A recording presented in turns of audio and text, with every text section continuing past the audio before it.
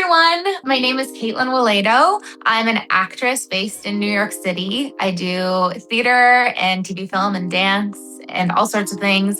And welcome to the Chat with Dan show. Right. So welcome back, everyone, to another incredible episode of Chat with Dan here. Joining me today, with the best way to finish up an incredible, super badass day is to be chatting with the incredible, the amazing, the badass, super such legendary, the one and only, even the incredible Caitlin. Caitlin, how are you today? Good, great. How are you? Fantastic. The best way to start up an epic weekend is to be chatting with someone as epic as you. You know what I mean? Oh, thank you so much. And a holiday weekend at that. Holiday weekend as well. Yeah. Now, if you're new to the channel, don't forget to leave a like, subscribe, follow. It helps a lot. But also below, want to find all of Caitlin's social media? Let's follow her. Let's find out why she's super badass. And without further more, let's jump in. So, I want to start this whole conversation by throwing out the very first question, which is, what first pulled you into acting? Was there a specific moment, experience, something that clicked the whole thing for you to make you realize, you know what? This is where my journey begins now. Yes. Well, so I started with dance and I do theater primarily. So I do singing, dancing, acting. I started with dance. And like a lot of young dancers, they get to experience the Nutcracker, which was one of my first big shows as a young dancer. And that included acting. So I auditioned for a production of the Nutcracker near where I'm from. I'm from Massachusetts. And there's actually a lot of great access to dance and performance opportunities in New Hampshire, Massachusetts. So I got into this production of the Nutcracker and I was really, really young. And there's a scene, it's called the party scene, when all the families get together before Christmas. And I remember those rehearsals when I had, a fake mom and fake dad and fake family members, and everyone was kind of joking around and planning out what the little things we were going to do in the scene. And I totally caught the bug with that. And I think it had a lot to do with the adults that were in the show, making it really exciting. And so when I do shows with kids, I always try to make it special for them. But that really started it out for me. Like, oh, do I like dance or do I like acting? And that's how I kind of went into the musical theater route. And, once you decided to make it happen, right? So you started to go to school, right? Preparing, like all of that. Mm-hmm. But I wonder, what were some of the challenges, those first challenges that you encountered as you were progressing in your career? Mm-hmm. Yeah. Oh, there's so many challenges. I think that when you're in school, when you're in college, you're being given all these opportunities to perform and you're getting a lot of feedback from your teachers. You're doing a show, you're doing scenes in class, you're getting feedback, and then you're thrown out to the real world where you're not hearing anything after auditions. And it's just sort of the grind of putting yourself out there and not hearing a lot back. I think that's a big challenge. And I teach college theater. So I always try to tell my students, this is different. It's going to feel different when you're out there. You have to do the same work, but you're not going to hear good job, keep going. You got to do that for yourself, So I think that the lack of jobs, and not hearing things back after auditions, it's like a job interview that you're just never hearing anything back until you do. So that was a challenge for me, I think, after graduating and entering the real world. And do you have any setbacks from your family, friends? It happens, right? Whenever you want to tell them, right, that you want to start into this career, that it still has this stereotype that you're going to starve, that Right. that could be a hobby, things like that. So did you have to deal with some of that, or not? I have a really supportive family and a really supportive friend group. I couldn't do without them. I feel like in high school, when I'm from a very small town, and when I, wanted to go to musical theater school, there was a couple teachers that said, "Oh, well, what's the backup plan? Like, shouldn't you go?" So I had a little bit of that, but my family is so supportive. I think that is an absolute game changer. I'm so privileged to have that just support from them. And I have a great friend group here in the city that I really couldn't do without. And you've got to lean on those people when you have those hard auditions or when you get really close to a job. You got to lean on people that understand. And my husband as well, he's in theater too. So it's really nice to be in the home with someone that gets it. Yeah, absolutely, even better. Yeah. Mhm. I still don't. I mean, yeah, I just hate the word plan B. I Yeah. sometimes think that if you set your mindset into a plan B, it's like you are already not believing in yourself that you're gonna make it on your plan A. You know what I mean? Yeah. Yeah. Oh, So yeah, definitely. Yeah, it's hard. I mean, you can have, a million jobs like I do, but you got to keep going on that one track if you really want it. yeah, yeah. And once you were deep inside, right? You were making it happen. What's that thing that surprised you the most once you were, as I was saying, like really deep inside of it? Yeah. I think that something that surprised me is that, well, I love doing comedy. And I think that came as a bit of a surprise when I was a kid. I wasn't like a class clown or anything like that, but I found myself starting to do more comedic roles in theater and booking those type of roles, getting asked to come in for those type of roles. And I really sort of gelled with them, and I still do that now. And so I think that did come as a surprise, but I do have my family has some pretty funny people in it, so I think that's where it came from. But I think that definitely came as a little surprise of what type of roles that I was going to do when I was older.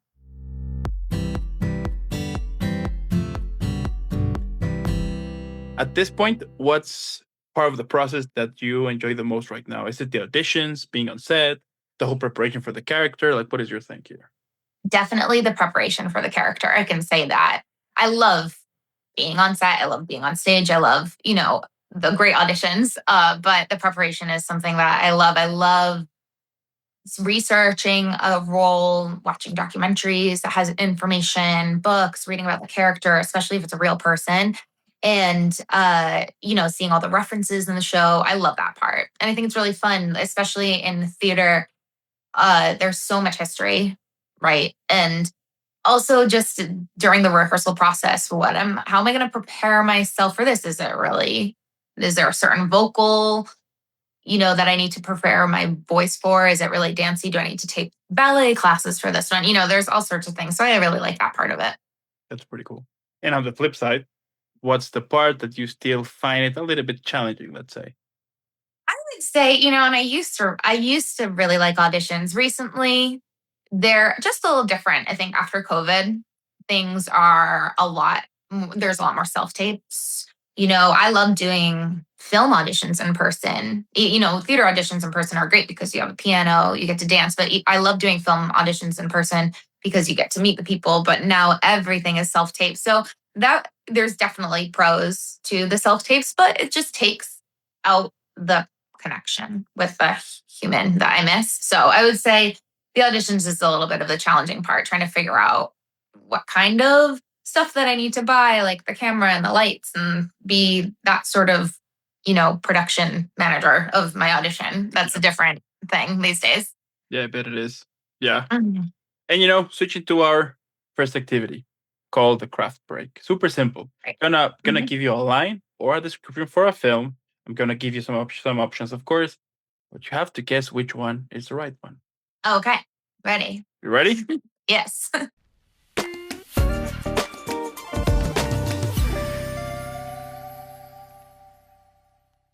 All right, starting with the first one. Okay. Which film was shot to look like one continuous take? Your options: 1917, Dunkirk, or The Revenant. Oh, this is it 1917? I don't know. You tell me. Is that the one? I don't know. Should I we, don't know that one. should we pick that one? Yeah, sure. You sure? 100%. Yeah. Right. Then, on that case, let me just tell you that you're right. It's 1970. Oh, okay. Wow. Okay, good. I wasn't sure. Now, next one, it's a quote. Okay. It goes, "I feel the need for speed." Mm, Your options: Days of Thunder, Top Gun, or Ford versus Ferrari. uh, Top Gun. Should we leave that? Should that be the answer? I don't know. I'm not confident about these ones. But should we lock that in? Should we? Yeah, sure. Yeah, let's do it. Then, on that case, let me tell you one more time that yes, it's Top Gun. Are you sure? Yeah. I feel like I'm wrong. Okay. Yeah. Now, which actor learned actual ballet training for months to prepare for a psychologically intense role? Natalie Portman, Margot Robbie, or Jennifer Lawrence? Natalie Portman. I know that one's right. Last one. Yeah, yeah, absolutely. Yeah. Now, which movie became famous for using real prison extras during filming? Your options: American History X, The Green Mile, or The Shawshank Redemption. Shawshank Redemption. Right? The best film there is, really. It is the best film. Yeah. I can agree on that, sure. Yeah. Okay, all right. Now, which film used almost entirely natural lighting to create its visual style? Your options: The Revenant, Interstellar, or The Lighthouse. I was going to say The Lighthouse, but I feel like it's The Reverend. I don't think it's Interstellar. Should we lock that in? The Revenant? Yeah, sure. Yeah. Yes, it's The Revenant. You're right. It's The Reverend. Okay, yeah. I feel like that. But I really love Interstellar. I love that movie. Yeah, that's a movie for sure. Now, a quote coming in, it's from a classic. Okay. And they actually use that quote from a song for this rapper. Oh. The quote goes, "I see dead people." Your options: The Others, Sixth Sense, or Poltergeist. Sixth Sense. You sure? Yes, I know that one. All right. Yes, it's the Sixth Sense. You're killing it here. Great. And these aren't even musicals. That's my forte. Now, which actor famously stayed silent and isolated himself before filming intense scenes as Bane? You have Tom Hardy, Cillian Murphy, or Colin Farrell. I feel like this is a Cillian Murphy situation. You tell me. Sure, let's go for it. Then in that case, let me tell you that you're wrong. It's Tom Hardy for The Dark Knight Rises. Yep. Oh, for Dark Knight. Oh, you got me. Yep. Now, our quote is coming in. The quote goes, "Roads? Where we going, we don't need roads." Your options: Blade Runner, Back to the Future, or E.T. the Extraterrestrial. Back to the Future. Right? Sure? Yes. 100%? Yeah. Yes, it's Back to the Future. Yes, okay, good. I was making sure. I'm second guessing myself. Okay. Now, which actor gained over 40 pounds for a role and then later transform again for superhero films? Your options: Chris Pratt, Christian Bale, or Jake Gyllenhaal. Christian Bale. You tell me. That's the answer? Yes. It's Chris Pratt. It happened. Chris Pratt, okay. Yeah, he did it for Parks of Recreation and then, actually was Parks of Recreation before Guardians of the Galaxy. Oh, okay. Yeah. Need my husband for that one. He wouldn't know. Now, a quote coming. Another quote here. It goes, "On Wednesday, we were pink." Your options: Clueless, ECA, or Mean Girls. Mean Girls. I know that one. A classic. Yeah, that's Mean Girls. Yeah. Yeah. Now, the last one here. Okay. For all the marbles. You either win this or lose this. Oh, gosh. Okay. Here we go. It's a quote, and it goes, "You shall not pass." Your options: Harry Potter and the Prisoner of Azkaban, The Lord of the Rings, The Fellowship of the Ring, or The Hobbit, an Unexpected Journey. It's The Lord of the Rings. You sure? This is for all the marbles. Yes. So that's your final answer? Yes. Well, and I must say, yes. Okay. You're making me second guess every time. Got it right. All right. Yay. Perfect. Okay, that was good. I'm glad that I got a couple of those right. I really should have. Okay. Yep.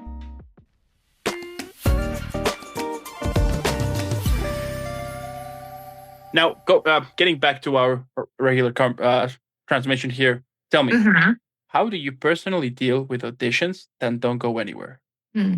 I think it definitely takes the repetition and time. I think it's easier now than it was at first.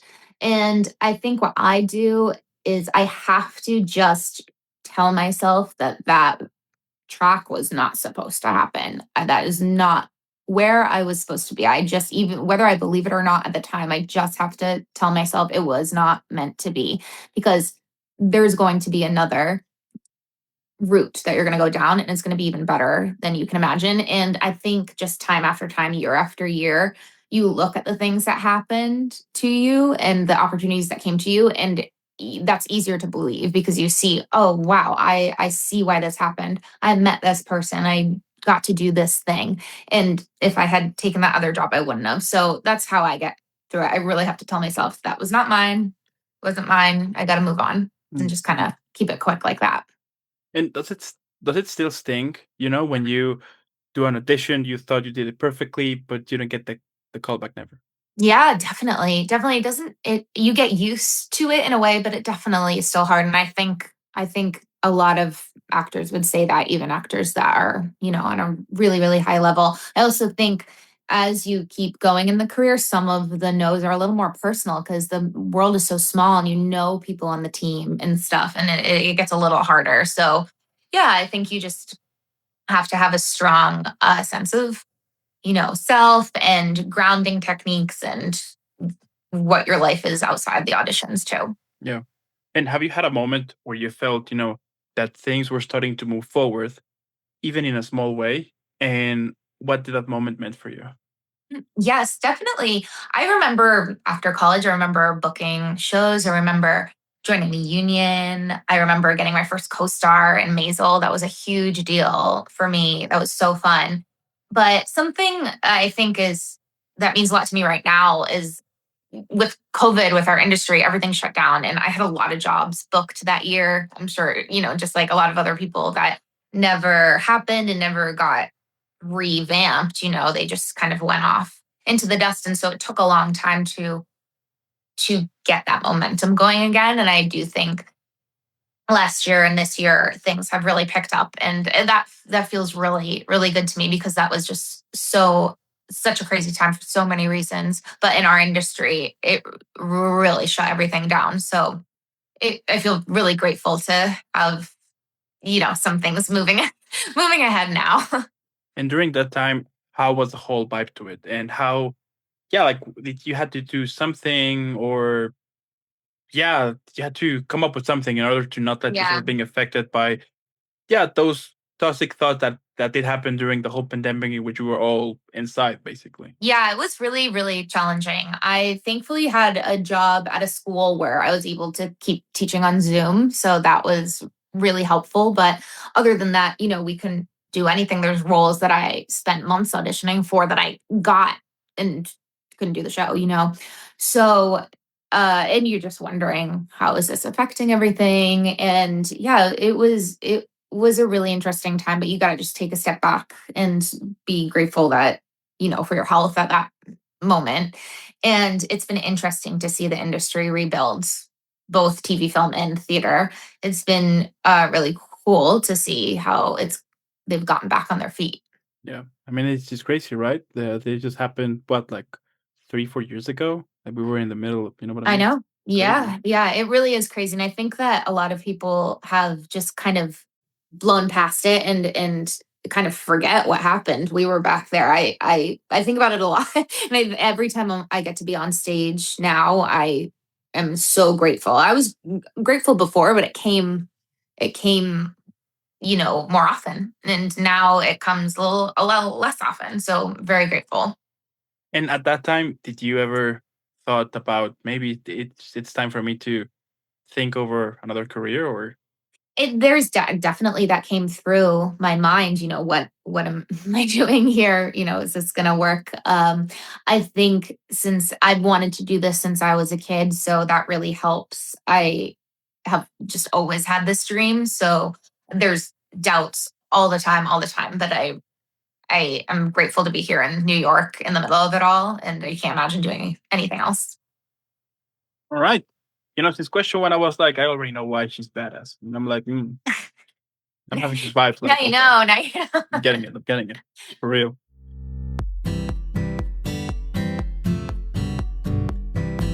What helped you stay consistent when things are slow or uncertain?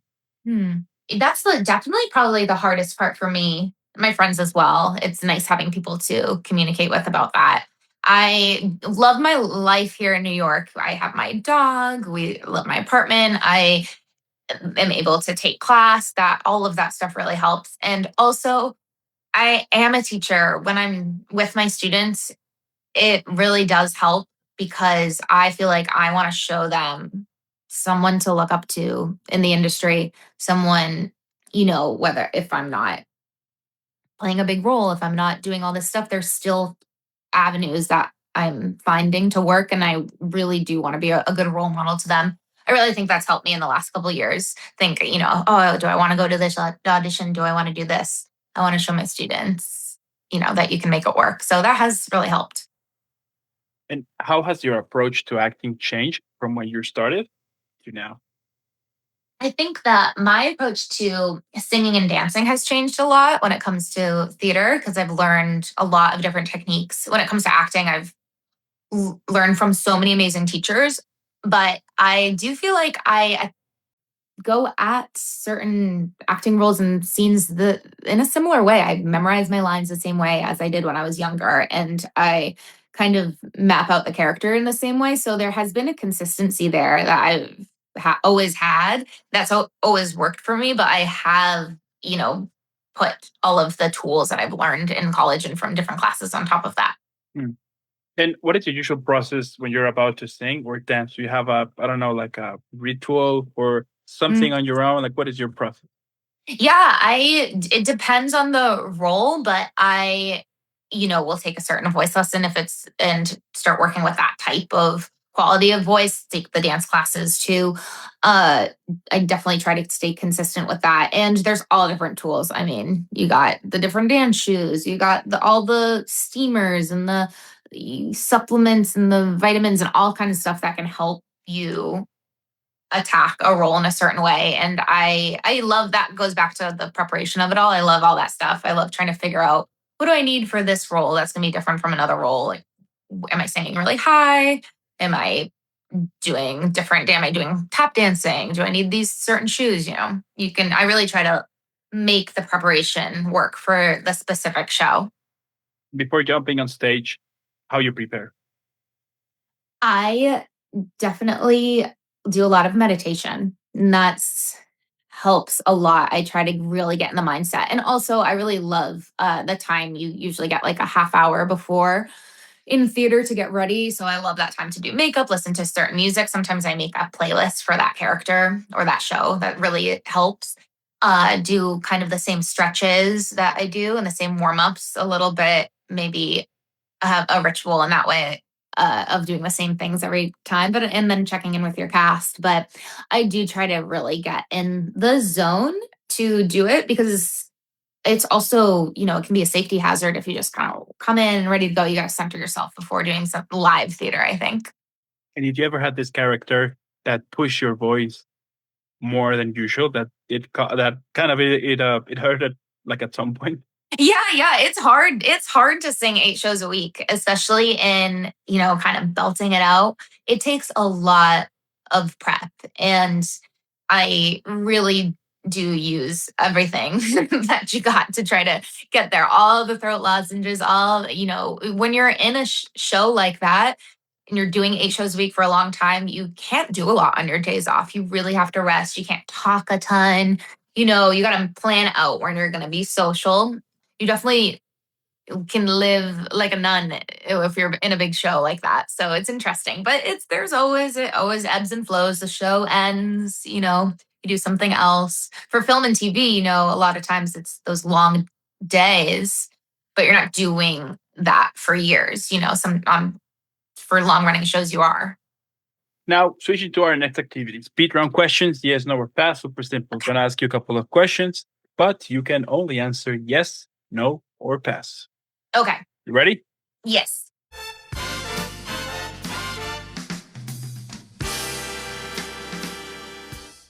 Have you ever doubted your talent?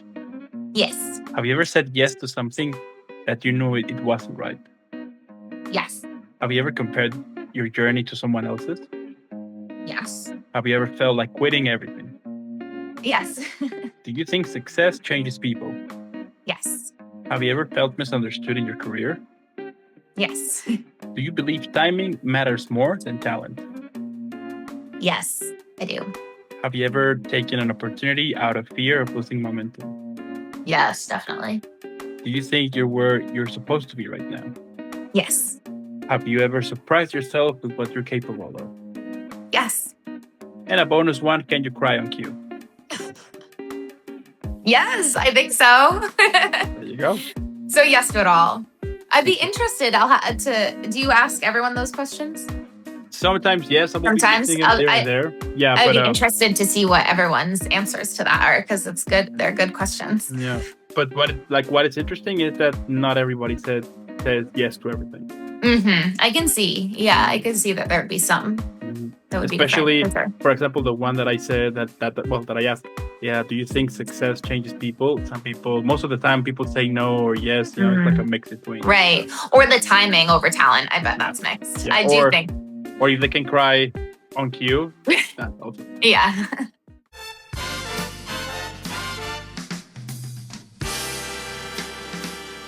Turning one more time to our general transmission. Tell me, what's something you learn about yourself through acting that you didn't expect?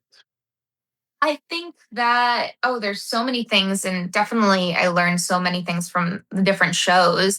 I learned that I really love diving into a character, and it's not to escape my own life. It's only to add to it. I love learning about different characters. I love, like we talked about with the preparation, the history of it. Why was this story written? What was it like when it people saw the show for the first time? Or is it a new musical? What is it based off of?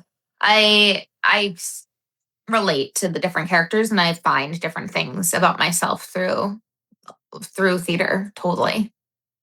And what does making it mean to you now compared to when you first started? It's definitely a lot different from when I first started. I think you think of the big moments with making it. And now, you know, I keep talking about the pandemic, but I think it was really important to be able to sustain after that. I think that is great praise, for actors to have gone through that and to keep going and to just look at your year and figure out how many times do I get to be an artist and how many different s- experiences can I make for myself to be able to create art. I think you can get locked into this waiting game of someone trying to give you a part or a show. Like, I need someone to give me something so I can create. And everyone says, create your own work, create your own work. But, it doesn't mean writing a whole TV show. You can find ways to be creative. And I think that if you can find a way to really sustain that throughout the year, that's a really great way of making it in this industry as an actor, just being an actor. Yeah. What do you think it's one of the biggest misconceptions that people have about actors? I think people would be really shocked at the lack of jobs right now, maybe. And I think maybe just how the auditions go, where you are perfect for the role. You're super talented. You know people that are behind the table. You're ready. You're prepared. You do a perfect job. You go home. You might not even be close to getting it. I think that's very shocking for people because there's so much more that has to go into it. And I think that takes a lot of time to learn that too. And know that it's really not personal. Of course, there's things you can work on always, but a lot of the times you're just a puzzle piece, and I think that's hard sometimes for families to understand when you don't get the job.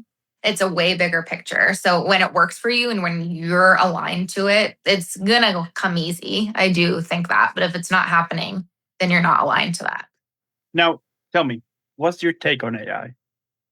Oh, yeah. I feel like, yeah, there's so much of it now. And there a lot of trying to like scan people to use and a lot of the TV film.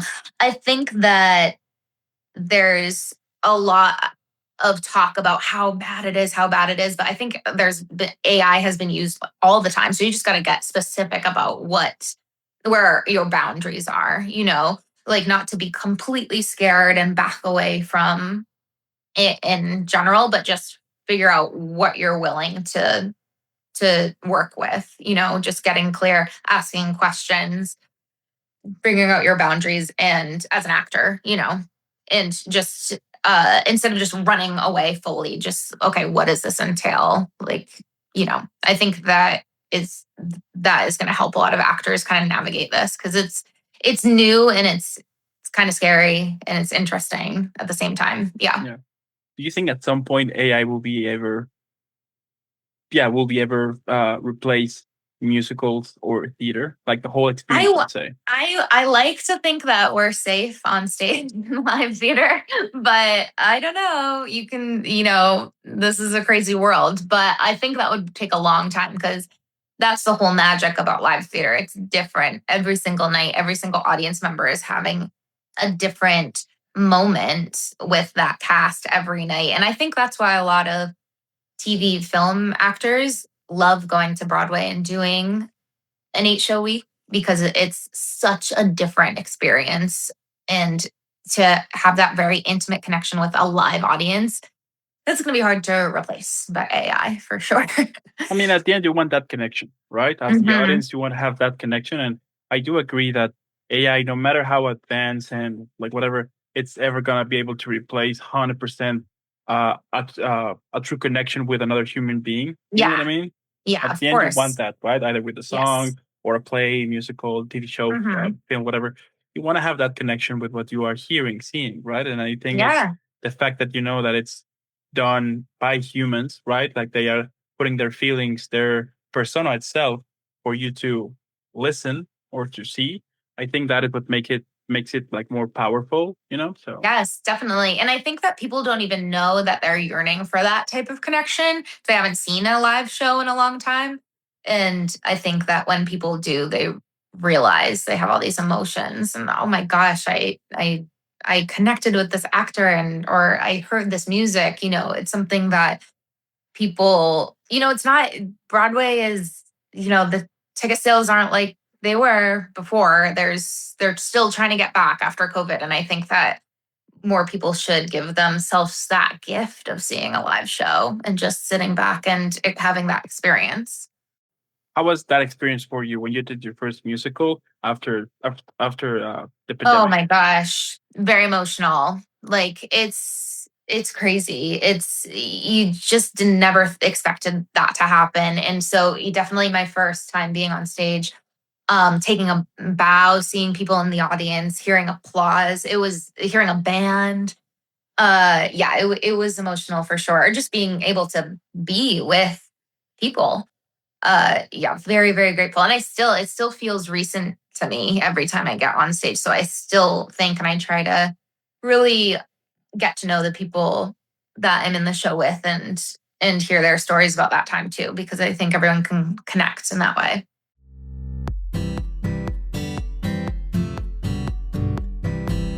Now, if you could go back in time and give yourself advice at the beginning, what would you say? Oh, I would say, and I mentioned this earlier, but I would tell myself to continue or have a really strong practice with meditation and mindfulness. I think that has really helped me a lot. And I've done it and dipped and, kind of forgotten about it sometimes. And recently I've been doing it more. I think it's all about what's happening up here and your connection and your energy and what you're giving out. Because I think that same with auditions, if you could be perfect for the role, you could do all this prep, but if your energy is all over the place, you might just not align with the person. They might just not feel your energy and you could be perfect for it. So I think that I would tell myself to really, find the things that make you feel grounded and really get into meditation so you can be really relaxed when you go into these situations and just sure of yourself. Yeah, I would remind myself to do that Mm. because I do that now and it's helped a lot. What do you think the 12-year-old Caitlin would think about you right now? Oh my gosh. I think she'd think it was pretty cool that I'm in the city and I get to be on sets. I get to do musicals, have, audition for Broadway. Like, all that kind of stuff, see my friends in shows. I definitely think that I wonder that sometimes in the career, have I done everything that I wanted to do by this time in my career? Definitely not. But I'm so grateful for the opportunities that I've had and that I still have the dream. It's exciting to me that I still am doing it and still want to do more. I think that's really exciting. So I think she would be excited that I have a life of art and artistic things. That's pretty amazing. Now, when all of this is said and done, not the work, not the recognition, just you as a person, what do you hope your life actually meant? I hope that I hope that I can be a safe space for people and friends, family, and with that, an audience or people watching my work. I feel I would love if people would feel relaxed and at ease in my presence. I think that would be really great. And that does remind me of a poem. Do you know the poem? It's called Success. Have you heard of this? Can I read it to you? Yeah, go for it. I'll have it on here. Okay, so this is a good one about success. Now they say this was Ralph Waldo Emerson, but he actually didn't write it. It's a woman who wrote it at first. But anyway, I'll read it. To laugh often and much, to win the respect of intelligent people and the affection of children, to earn the appreciation of honest critics and endure the betrayal of false friends, to appreciate beauty, to find the best in others, to leave the world a bit better, whether by a healthy child, a garden patch, or a redeemed social condition. To know even one life has breathed easier because you have lived. This is to have succeeded. That's a good one, right? Yeah. So when I feel down about, where I'm at, maybe my accomplishments, I do go back to that poem and think about all the things it means to succeed. I'm gonna drop the mic because you're basically killing me. Great. Pretty cool. Pretty cool. Cool. And you know what? My last question here. Yes. We can all enjoy and relax. So, what do you think that could be the best title for this episode? Oh, out of everything we talked about, maybe something about what success truly means. That could be a title, What Success Truly Means. Yeah. Because we've talked about, so many different aspects of the career, but what does it mean at the end of the day? Winning the awards or how you're living your life, how people see you. So that sounds like a title. Yeah. Yeah. Yeah. I'll take it. That sounds like a franchise at some point. Who knows? Right. Totally. Like the epilogue. Yeah. Right. Yes. Yeah. Totally. I'm right there with you. Sounds like a plan. And then what can I say? I love it. I love what you do, and I love the fact you're making it happen, right? Because sure, you can create cool characters, you can create cool stories and give us moments to laugh, to cry, to feel sad or anger as well, who knows? But I mean, that's one thing. But what I love the most is that you're giving us hope because you're showing us out there that dreams can come true, and I Yes. do think it's that type of positivity. And yeah, it's the type of positivity that we need the most, especially right now in this messed up world we're living in. Definitely. The fact Yeah. that we can rely on you who is doing it because it makes you happy. It's what drives you. I think it's a good message to people out there to be like, hey, if she's doing it, I can do whatever I want to, either pursue acting as well or music. Whatever, right? Life is too short at the end of the day. So. Absolutely. Yes. You gotta follow the happy trail. There you go.